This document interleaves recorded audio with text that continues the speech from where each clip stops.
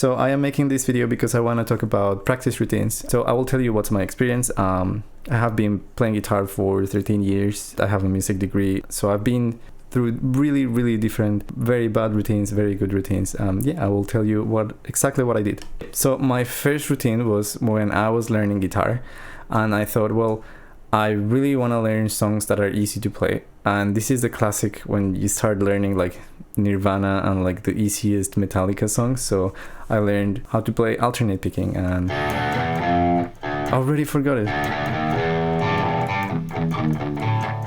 Like, this is a guitar, like pretend this is a guitar, but this is what I was doing, just learning songs that I thought were really fun. And I was like 14, and then I would just play video games, right? That was everything I was doing back then. I wasn't doing anything else. How many hours did I practice? The answer here is I wasn't really counting my hours. So a lot of people have these, that they might give you an answer, but it's really hard to know because I was 14. I had no idea what I was doing, and I wasn't counting the hours. I was just playing guitar for the fun of it. Like, I might be telling lies here, but I think I was playing about like 3 hours daily. That was just because I had the time, and I was like, oh well, I'm having fun. I would choose a song that would challenge me a little bit. I think I learned Beat It by Michael Jackson because it has some legato. At this point, I found guitar tabs. By the way, I have tabs on Patreon. This is the classic where you find those tabs that are written in like keyboard text, and like it's not even a PDF. It's just a website with like dots like this. And those were the times where I was really like practicing a lot of hours, but I wasn't really like conscious that I was practicing. I was just having fun. I wanted to play those songs with my friends or for my friends or whatever. You know, you start reaching the point where you start getting addicted to this. You know, when you find a video game and you start playing ranked, this is the exact same feeling. You start wondering, oh well, wait, I can get to diamond. I should just grind this, you know? I really want to grind this. I want to get to challenger, or this is like League of Legends. You get there, you start being toxic, and you start like try hard. And that's what I did. I went to Wikipedia and I looked like, okay, how many hours did this person practice? And that's where you find that a lot of people apparently practice like 8 hours or something. Like, this is really hard because when you're a kid and when you're 14, it's, you know, and you're learning by yourself, it's really hard to make a good use of these 8 hours. Like, sometimes I would try it, but then sometimes I wouldn't even know what to do for 8 hours. I got to this point of trying to learn really hard songs when I was playing for around 2 years. So this is the typical thing that you're like 16 and then you find Yngwie Malmsteen and you find like Eddie Van Halen and all of those cool guys, and you're like, okay, I'm gonna learn Yngwie Malmsteen. I don't know how to pronounce his name after so many years, I'm sorry, Yngwie Malmsteen. And at that point my routine changed a little bit. My routine was still practice a song that is really fun, and I still think this is really good advice. Like, as long as you're having fun and as long as you feel like you're challenging yourself and making progress, I think that's what matters. And this really helped me. So the first hour that you are doing something is very valuable because your brain is basically fresh. After this hour passes, it becomes harder and harder to learn things. So my routine was basically this. I would practice 1 hour of the thing that I wanted to get better at, for example, tapping, and then I would do how many hours I wanted of the song that I was learning. So if I was learning lay to rest, then I would practice lay to rest, and I could put a lot of time of repeating the same riff here because I was just nailing that muscle memory of those techniques, nailing the down picking. I was watching videos and I started playing like really complex riffs by Sylosis.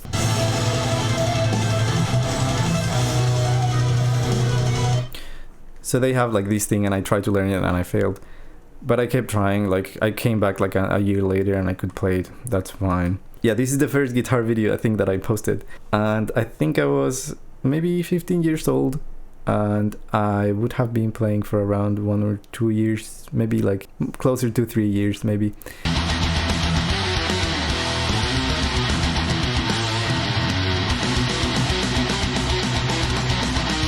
So these lasted for about, I would say, yeah, like 5 years.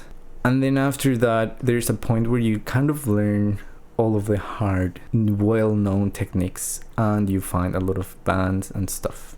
This was kind of the limit. Like, I didn't know what to do here. the last thing I found was technical death metal. It's really, really challenging to play, and it's the hardest thing that I could find, and it was the last thing that I could find that really, really challenged me for months and for years, right? So this is where I found Necrophagist and I found Obscura, but my routine was basically the same. It was just that these songs were so hard and they were getting so complicated that they would be basically exercises for everything. Like one of these songs would have alternate picking, down picking, tapping, really fast alternate picking, sometimes economy picking, sometimes hybrid picking in one song.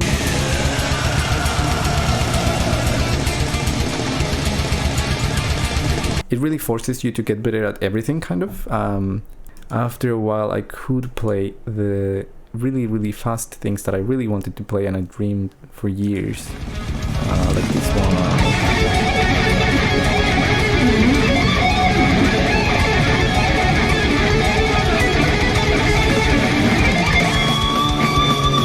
I was getting to that limit of I don't know what to practice anymore. Like after I found tech death, I didn't know what to do at all with my life.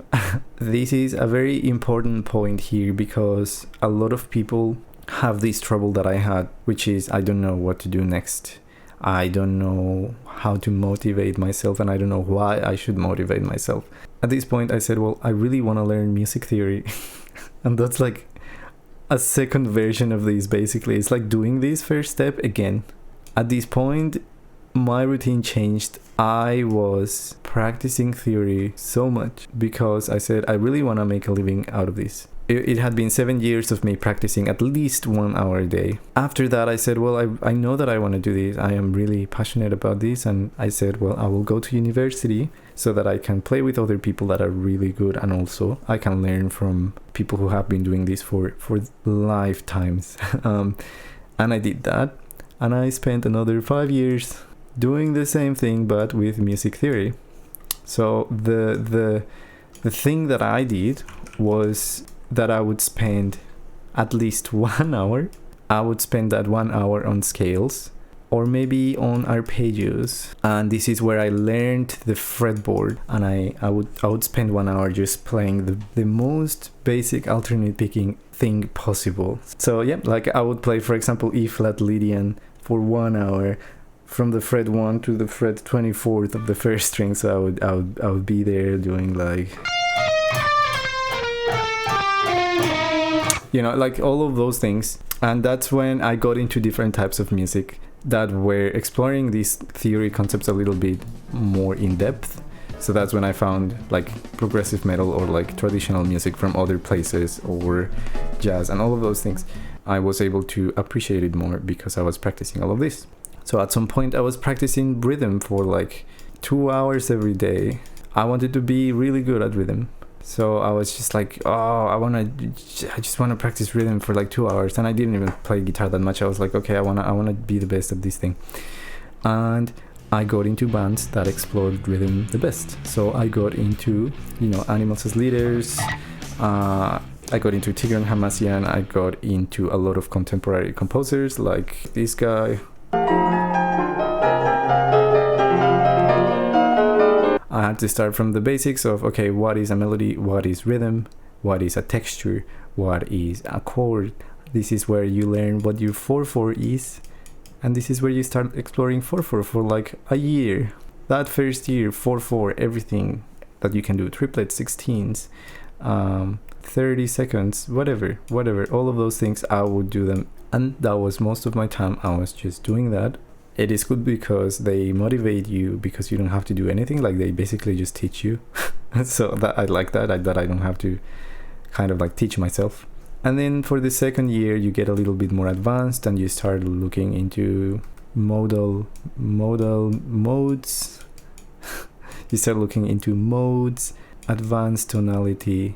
And this is when you find like classical musicians like the famous ones like Bach, and you start maybe playing into 6/8, right? That's like, oh, you can play something else than 4/4, that's really sick. And then I was like, oh, I can play in 5/8, that's the best. This is where my routine changed, because instead of playing songs, I was just analyzing them. So I was going back to the songs that I learned, and I was analyzing what were the choices that they made for those songs, and I tried to learn why.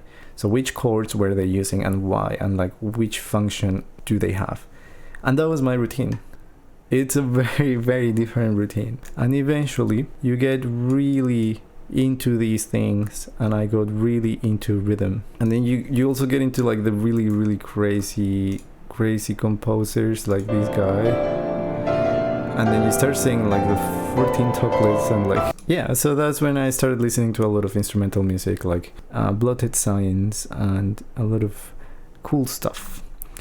That was my second practice routine. So instead of being based on purely songs and technical exercises, it was based more on analyzing those things and learning the theory behind them in that single hour, and then using the extra hours that I would have available to learn other songs that were based on these theory things. I would spend around maybe 2 hours a day practicing, because at that point, you know, you are older and you don't have as much time. You have other responsibilities. You might have friends. Well, I didn't have. So 2 hours, and sometimes, if I had the time, I would practice more. And I would try to practice on the bus and like different places that, you know, just to kill time, I would try and get some practice of that. So the good thing about learning theory, and the good thing about this phase, is that I already learned all of the technique, so that way in these following years I got to focus only on theory. I don't know if that's the most efficient way, but that was my situation in life. And then after I finished all of that, I said, okay, I finished uni, I want to do more. I want to change my practice routine again, and I want to learn how to write music. I think that is a process, or at least a lot of the composers that I was analyzing here did those things where they would just write so much music for such a long time that they would kind of become really good over time. So my third routine was based on writing music, and this is where I am now. I started my YouTube channel because I wanted to practice music writing, and I wanted to get better at writing music. My first videos were horrible. I wasn't really good at that as much as I am now, and I still have a long way to go on this. And so I am doing that every day. But this time I'm not really doing just 1 hour or doing a lot of hours. Every day changes, because what's in your mind and what you can create is different every day. Sometimes I just make a video and I take like 2 hours to write it, and then I have to record it, and that's extra time. So the reason it's so hard to quantify what I do is that, would filming my video count as practice? Would recording the tracks of the guitar count as practice or not? Because if it doesn't count, then I'm just practicing like 1 hour or less, or maybe 2. You know, that's why it's so hard to answer. I don't know how many hours this is. I am making music every day and making videos every other day. I am preparing a new EP and a new album and all of these things, and they take time, and I'm still learning how to manage it. This is a time of my life where I don't know how many hours I practice, and I don't know what you count as practice. Is music writing practice? You know, would writing tabs count as practice? I don't really know. And so yeah, that's what I do, and I am very grateful for the people who come here to my channel and all of you. In summary, I had 3 different routines in my life. One where it was just technique, and the second one where it was theory, and the third one which was writing. And this is infinite. This one is infinite. I can always reset, you know, I can always change it. Maybe I want to get better at my chords and at my scale, so I go back to my theory routine. So every goal that you have will give you a different result and a different routine. That is why there is not a single routine that you can follow. Every goal, every person learns differently, everyone motivates themselves differently. I do writing, I don't know, sometimes 1 hour, sometimes 4, sometimes 2. And depending on what counts on writing and on practicing for you, it will be a different number. That's it. Bye.